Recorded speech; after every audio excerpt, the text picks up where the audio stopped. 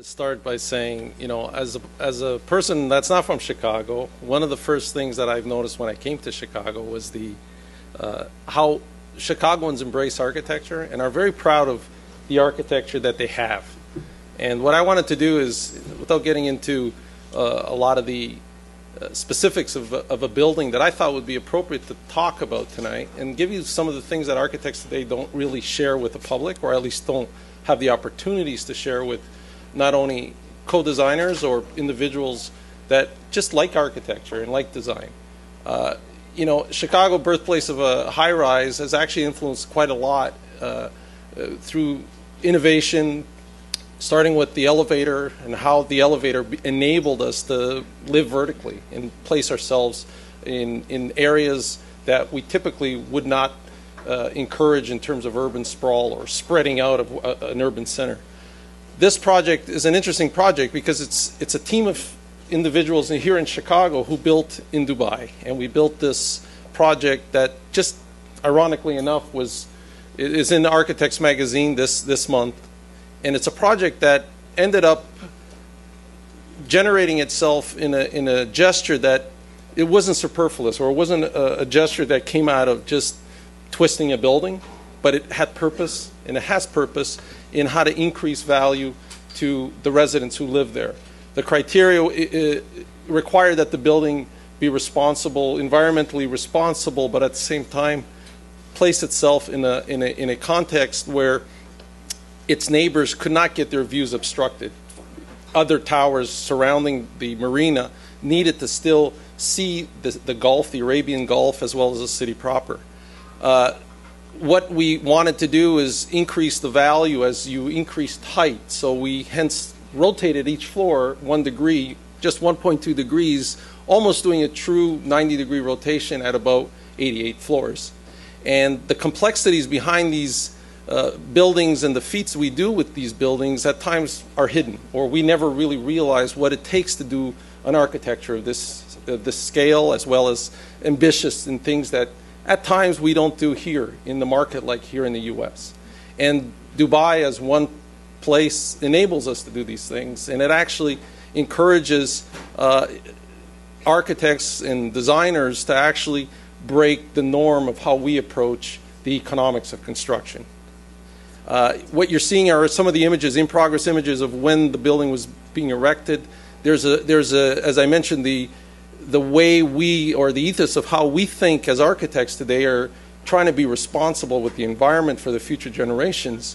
And we try very much to work around passive, sustainable principles that have been tested over time, not necessarily anchoring ourselves in areas that are based on technology alone, because today, as one of our previous speakers made very clearly, I believe it was about change and how change accelerates and keeps fucking accelerating, right? Well, all those things are very much true in a reality in the profession of architecture. We are not always able to do what we like to do within the profession, and in places like Dubai, places like what we at times, or a market that's upcoming, there's always this heroic way of trying to have the world embrace them or come to them. And Dubai was really one of the places that enabled us to make these gestures, or at least build a building that's still environmentally responsible, still using principles that are tested over time in a way that enables us to build a building that still is of the 21st century. What we are very much about is creating economically, but creating a long-term value to our clients. And in how we do our design work is very much based on a strong process. And that process is the art of the science of what we do as practicing architects and engineers. High-performance design is a very important part of the ethos of how we gel our different talent groups within our firm. So you're seeing, images of the building being erected or the building being built.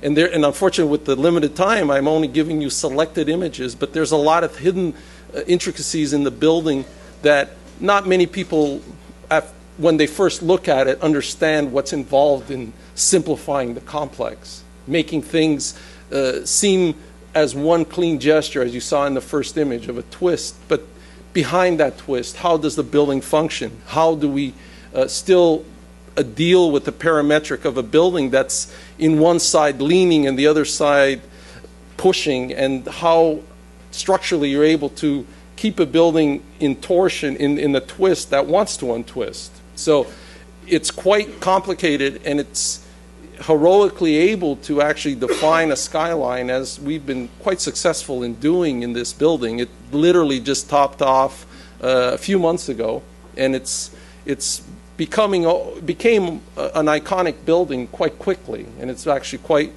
I didn't have the slide here, but there's some, in YouTube, there's some, you know, rapper doing a video. I don't know who the rapper is. I'm not into rapping. But anyway, I mean, there's this rapper doing a video in front of the twisting building in Dubai. So there you go.